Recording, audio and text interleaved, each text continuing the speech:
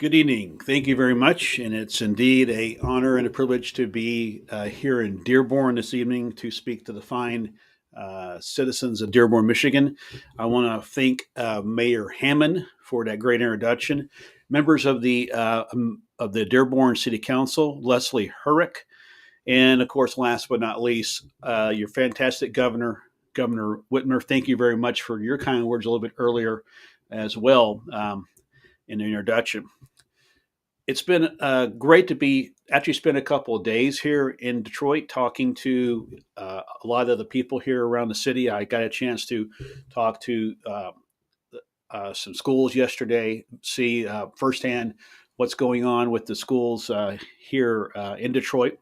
Today, I spent a little time out at the auto plant talking to some of the workers out there, and this is something I will address in the remarks, but I wanted to cover this right at the beginning. I know this morning I read in the Washington Post that they're looking at a full EV conversion in the next 8 years or so. Let me say this here tonight that under my administration, there will not be an EV conversion to total electric vehicles in our country until the infrastructure of this nation is ready for it. And I don't feel the rush to do that. And I expressed that to the auto workers this morning at the various plants I visited and told them that we need to do this in in steps and do it right. Um, there really there really is not a super rush to get this done. And the last thing that we need to do is to convert to all EV vehicles in this country and not have the infrastructure to support it. So you have my pledge here this evening that we will not convert EVs until we're fully ready to do this. And it's indeed an honor and a privilege to be gathered here today with you across our great nation. And here in Detroit, I stand before you with a sense of duty and purpose, ready to embark on a journey that transcends party lines and personal ambitions. A journey toward a brighter, more prosperous future for all Americans. As we gather here tonight, let us reflect on the challenges and opportunities that define our present and shape our collective destiny. Let us acknowledge the complexities and uncertainties that lie ahead, but let us also embrace the boundless possibilities that await us if we have the courage and the determination to seize them. At the heart of our national discourse lies an imperative of education, and this is by far the most important thing I'm running for. Education is so important. I know we've had many presidents in our history who have made education a primary focus of their administration. There's been at least three fellow Texans that have done that. I want to continue that string. It is so important because you think about it, the kids in the classrooms today, they'll be at this podium one day and they'll be the future leaders of this country. And it's up to the school teachers, it's up to us to get them ready. You know, the cornerstone of our society, the foundation upon which our democracy rests, our schools are not just buildings, they are crucibles in which the future of our nation is forged, where young minds are nurtured and the seeds of progress are sown. Yet, despite the pivotal role that education plays in shaping the destiny of our nation, we find ourselves confronted by systematic inequalities and persistent challenges that threaten to undermine its efficiency and impact. It is time for us to prioritize education spending, recognizing that investment in our educational infrastructure is an investment in our collective future. And it really is, my friends. This entails not merely allocating financial resources, but also adapting an approach that addresses the multifaceted needs of our educational institutions, from modernizing infrastructure and enhancing technology to promoting innovative practices and providing adequate support for educators. We must pursue a comprehensive strategy that ensures equitable access to quality education for all students, regardless of their social income, economic background, and geographic location. We went through this with the pandemic almost 4 years ago today when we shut the schools down. And it took us forever to get these schools back open again. That will not happen again under my administration. The schools will be open for everyone to take part in. Everyone has a right to education in this country. But yet, their education is not possible without our dedicated teachers, the unsung heroes who shape the minds of the next generation, instilling them the values of hard work, compassion, and resilience. It's time to honor their invaluable contributions by advocating for substantial pay raises, professional development opportunities, and the resources necessary to excel in their role as mentors, guides, and champions of knowledge. Back to basics will do that. I want to invest a sizable amount of the federal budget into providing teachers a livable wage. So many teachers in our country are living paycheck to paycheck. So many of our teachers in this country are paying hundreds of dollars for prescription drugs with the insurance they have and still having to struggle to make it to the next payday, which oftentimes in education is a month away. That shouldn't happen. That shouldn't happen. Under my administration, back to basics will ensure that doesn't happen. Transitioning to the economic realm, we are confronted by the challenges of unemployment, a scourge that threatens the livelihoods of millions, sowing seeds of despair and uncertainty in communities across our nation.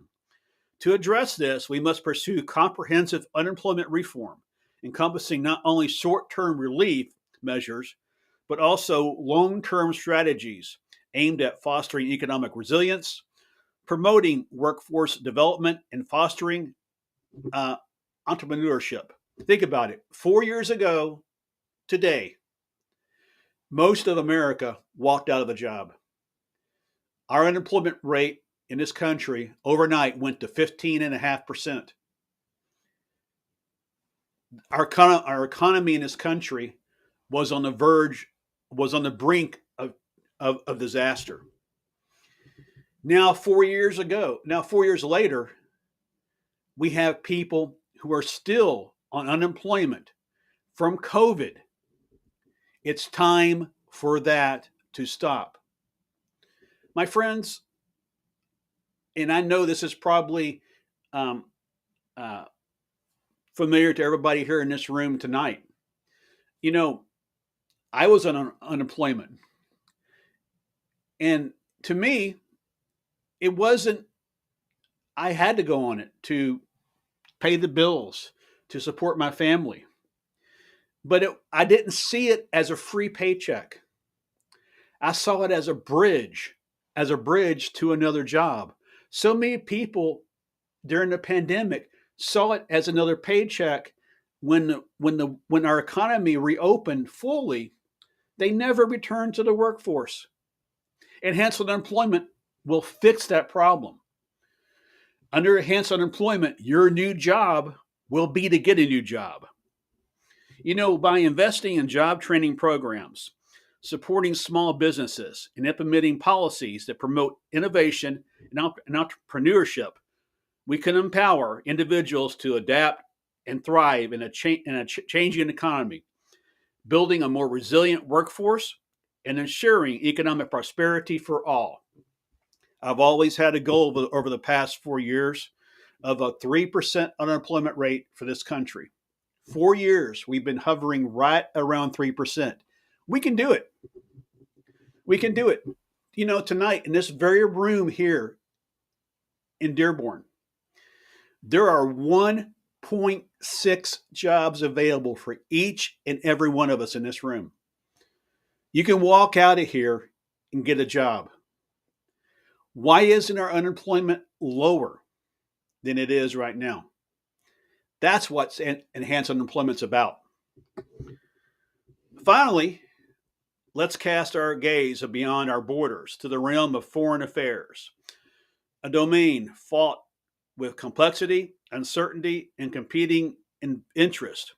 In an interconnected world characterized by geopolitical rivalries, transitional threats, and emerging challenges, the imperative of effective and principled foreign policy has never been more pronounced. It's incumbent upon us to pursue a foreign policy agenda that is rooted in the principles of diplomacy, cooperation, and mutual respect. By fostering constructive dialogue, strengthening international alliances, and upholding democratic values and human rights, we can advance our national interests while also contributing to a more peaceful, stable, and prosperous world for all nations. You know, a lot of the candidates, and one in particular, is talking about how he wants to drop out of NATO. He wants us to forget about our allies. Say, see ya. And also, he thinks of NATO as some kind of service where you have to pay a membership dues. It's not that. You don't pay a membership dues in the NATO, and you also don't forget your allies. You know what it costs is it's a certain percentage of your GDP. And the United States pays the most of all the other NATO nations, NATO members. We pay the most. We pay at our 3%. Others are struggling to get to that 3%, but they're also smaller countries. But I will make you this guarantee here tonight. We will never, under my administration, turn our back on a NATO ally. Never. It will never happen. And let me make this point clear to Russia this evening that the United States, under my administration, truly backs Article 5 of the NATO Treaty, which states that an attack on one member is an attack on all. That's why we won't ever, under my administration, back out of NATO. NATO was formed to defend Europe against the then Soviet Union, the Iron Curtain. Why, in this time of so much change in this world, we're going to turn our backs on it? Why are we doing that? Well, we're not going to do that in my administration. And you talk to the NATO allies, you talk to the prime ministers, the different presidents when they come visit, and when I go visit over there, they're like, well, I say we're committed. And they're like, well, for how long? Well, we're committed for as long as I'm in the presidency. Let's put it that way. We're committed as long as I'm in the presidency. And so, in conclusion tonight, my fellow Americans, the challenges before us are great, but too is our resolve. Together, let us embrace the challenges before us with unity, purpose, and determination. Let us build a brighter future for generations to come as Democrats or Republicans, not as Democrats or Republicans, but as Americans united in a common pursuit of a more perfect union. There's a famous Texas artist by the name of Tom Lee. And it's 20 or so years ago, he had this great portrait in the Oval Office called Near El Paso. And Tom and his wife, Sarah, write about living on the east side of the mountains. You ever been to El Paso? It's very mountainous out there in far west Texas. And he says, Sarah and I live on the east side of the mountain, for it's on the east side of the mountain that we see the sunrise of the day ahead, not the sunset of the day behind. Members of Dearborn, members of citizens of Michigan, and of the United States, I firmly believe that we live on the east side of the mountain, and our best days are yet to come. May God bless you. May God bless our troops, and may God bless the United States of America. Thank you all very much. Thank you, thank you, thank you. Thank you.